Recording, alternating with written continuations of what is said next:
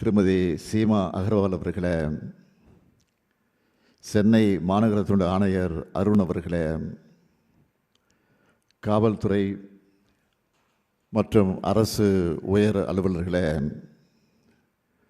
பணி நியமன ஆணைகள் பெற்றுள்ள இளைஞர்களே, பத்திரிகை மற்றும் ஊடகத்துறை சார்ந்திருக்கக்கூடிய நண்பர்களே, உங்கள் அனைவருக்கும் என்னுடைய அன்பான வணக்கம். உங்கள் எல்லாருக்கும் என்னுடைய புத்தாண்டு வாழ்த்துக்களோடு காவலராக பணி நியமன ஆணைகள் பெற்றிருப்பக்கூடிய அத்தனை பேருக்கு என்னுடைய பாராட்டுக்களை முதல்ல தெரிவிச்சுக்க விரும்புகிறேன். போலீஸ் வேலையில் சேரணும் என்ற உங்கள் கனவும் அதற்கான உங்கள் முயற்சியும் உழைப்பும் சேர்ந்து தான் உங்களை இந்த நிலைக்கு உங்களை எல்லாம் இங்கே கொண்டு வந்திருக்கு. இனிதான் உங்களுக்கு பொறுப்பும் சமூக கடமையும் அதிகமாகுது. போலீஸ் இருக்காங்க, அவங்க நம்மளை பார்த்துப்பாங்க என்ற நம்பிக்கையில் தான் மக்கள் சுதந்திரமாக வெளியில் நடமாடுறாங்க. நள்ளிரவு அதிகாலைன்னு எல்லா நேரத்துலையும் வேலைக்கு போயிட்டு வராங்க. தமிழ்நாடு பாதுகாப்பான மாநிலம், அமைதி பூங்கான்னு இந்திய அளவில் எல்லாரும் சொல்கிறாங்க. முதலீடுகளை மேற்கொள்ளக்கூடிய சிறந்த இடம்னு உலக அளவிலான நிறுவனங்கள் நம்முடைய தமிழ்நாட்டை தேடி வராங்கன்னா அந்த நம்பிக்கையை புதுசாக பணியில் சேர்ந்திருக்கக்கூடிய நீங்களும் காப்பாற்றணும். தமிழ்நாட்டின் எதிர்காலமே உங்கள் கையில்தான் இருக்கிறது என்ற பொறுப்புணர்வு உங்கள் ஒவ்வொருத்தருக்கும் இருக்கணும். உங்களுக்கு வழங்கப்பட்டிருக்கக்கூடிய அதிகாரத்தை மக்களுக்கு முறையாக பயன்படுத்தணும். ஒரு காவலர் நல்லது செய்கிற செய்தி மீடியாக்களில் வரும்போது ஒட்டுமொத்தமாக அந்த துறைக்கே பெருமையை தெளித்தருது. எடுத்துக்காட்டு ஒன்று சொல்கிறேன். கடந்த ஆண்டு ராஜேஸ்வரி என்கிற ஒரு பெண் காவலர் பெருமழை பேரிடர் காலத்தில் காயமடைஞ்சு சுய நினைவில்லாமல் இருந்த ஒருத்தரை தன்னுடைய தோளில் சுமந்துட்டு போய் காப்பாற்றினார். அவரை நான் வீட்டுக்கே நேரில் அழைச்சி பாராட்டினேன்.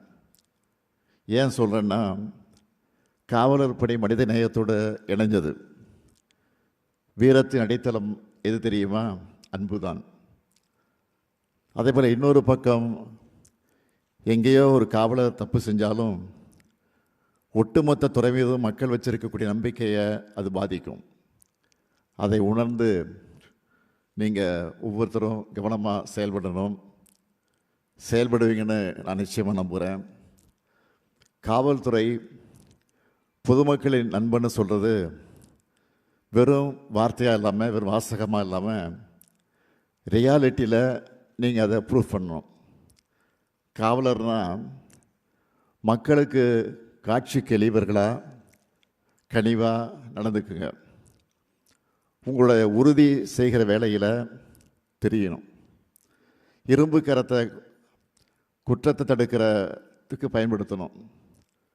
புகார் கொடுக்க வரவங்ககிட்ட மரியாதை, புன்னகை, அக்கறை இவைகளெல்லாம் இருக்கணும். அந்த கேரக்டரை காட்டுங்க.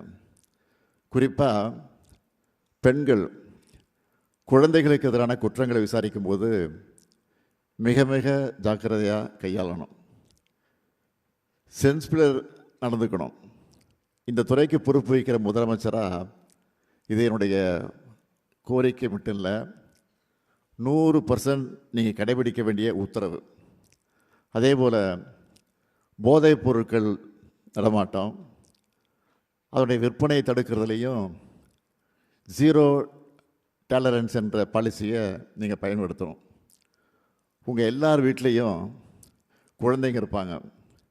யார் பாதிக்கப்பட்டாலும் போதை என்ற ஆபத்து நாளை நம்ம வீட்டு குழந்தைகளையும் பாதிக்கும்னு உணர்ந்து பர்சனல் இன்வால்மெண்ட்டோட நீங்கள் செயல்படணும்.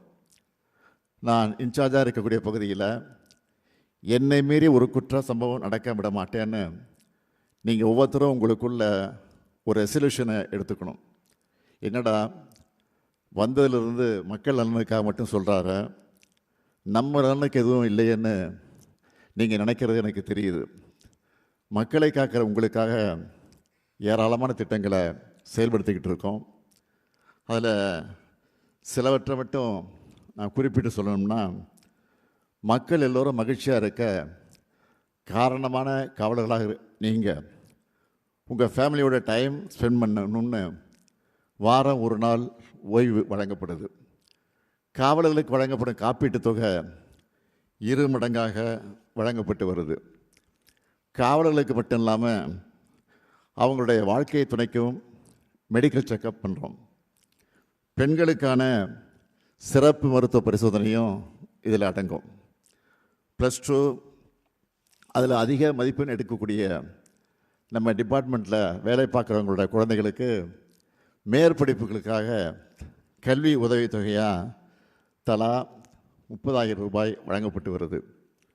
உங்கள் நலனுக்காக பல்வேறு மாவட்டங்களில் காவலர் நல அங்காடிகள் திறக்கப்பட்டிருக்கு. சமீபத்தில் கூட தென்காசி, ராணிப்பேட்டை, செங்கற்பட்டு, மயிலாடுதுறை ஆகிய புதிய மாவட்டங்களில் திறந்து வச்சுருக்கிறோம். இரவு ரோந்து பணிகளுக்கு போகக்கூடியவங்களுக்கு சிறப்பு படி வழங்கப்பட்டு வருது. பெண் காவலர்களுக்கான ஒர்க் லைஃப் பேலன்ஸ் குறித்த ஆனந்தம் பயிற்சி திட்டம் செயல்படுத்தப்பட்டு வருது. காவலர், தலைமை காவலர், உதவி ஆய்வாளர், ஆய்வாளர் மற்றும் துணை கண்காணிப்பாளர் ஆகியோருக்கு வழங்கப்பட்ட குடிமனை வீடுகளின் அளவு விகிதாச்சாரப்படி உயர்த்தி வழங்கப்பட்டு வருது. இன்னும் சில டேட்டாக்களை சொல்கிறேன். SSLC +2ல் டாப் 10ல் வந்த நம்ம காவலர்களின் குழந்தைகள் 2493 பேருக்கு நம்ம ஆட்சியில் 1,33,00,000 ரூபாய் பரிசு தொகை வழங்கப்பட்டிருக்கு. நம்ம அரசு பொறுப்பேற்றதிலிருந்து 66 துணை கண்காணிப்பாளர்களும் 1065 காவல் உதவி ஆய்வாளர்களும் 16,199 2ஆம் நிலை காவலர்கள்னு மொத்தம் 17,330 நபர்கள் தமிழ்நாடு காவல்துறைக்கு தேர்வு செய்யப்பட்டு பணியில் அமர்த்தப்பட்டிருக்காங்க. மேலும் 2000 தீயணைப்பாளர்கள், 129 நிலைய அலுவலர்கள், 366 2ஆம் நிலை சிறை காவலர்களும் தமிழ்நாடு சீருடை வாரியம் மூலமாக தேர்ந்தெடுக்கப்பட்டு பணியமர்த்தப்பட்டிருக்காங்க. காவல்துறையில் பணிபுரிஞ்சு மறைஞ்சவங்களோட வாரிசுகள் 1532 பேருக்கு கருணை அடிப்படையில் பணி நியமன ஆணைகள் வழங்கியிருக்கிறோம். தொடர்ந்து உங்களோட நலனுக்காகவும் உங்கள் குடும்பத்தோட மகிழ்ச்சிக்காகவும் நம்ம அரசில் தேவையானவற்றை செஞ்சு தருவோம். இரவு பகல் பார்க்காம பண்டிகை நாட்களையும் வார இறுதி நாட்களையும் கூட நீங்கள் பொறுப்பாக டியூட்டி பார்க்குற நம்பிக்கையில் தான் முதலமைச்சரான நான் தொடங்கி மாநிலத்தின் கடைகோடியில் வசிக்கிற சிட்டிசன் வர எல்லாரும் எங்கள் பணிகளை மேற்கொள்ளக்கூடிய சூழ்நிலை ஏற்படுது. அதனால் இந்த துறையோட முக்கியத்துவம் என்ன, உங்கள் வேலையோட பொறுப்பு என்ன, உங்கள் காக்கி உடையோட மரியாதை என்னன்னு முழுமையாக உள்வாங்கி மக்களுக்கு சேவையாற்றணும். மாநிலத்தின் அமைதியை தொடர்ந்து காப்பாற்றணும். சட்டம் ஒழுங்கை சமரசம் இல்லாமல் நிலைநாட்டணும்னு கேட்டுக்கொள்வதோடு நிறைவாக உங்களுக்கு ஒரு பர்சனல் அட்வைஸ் சொல்ல விரும்புகிறேன். போலீஸ் வேலையில் இருக்கக்கூடிய நீங்கள் தொடர்ந்து உங்கள் உடலை உறுதியாக வச்சுக்கணும். ஃபிட்னஸ் ரொம்ப முக்கியம். அதுக்கேற்ற உடற்பயிற்சிகளை தொடர்ந்து பண்ணுங்க. அது மட்டுமல்ல, ஏதாவது ஒரு ஸ்போர்ட்ஸில் பங்கெடுத்து விளையாடுங்க.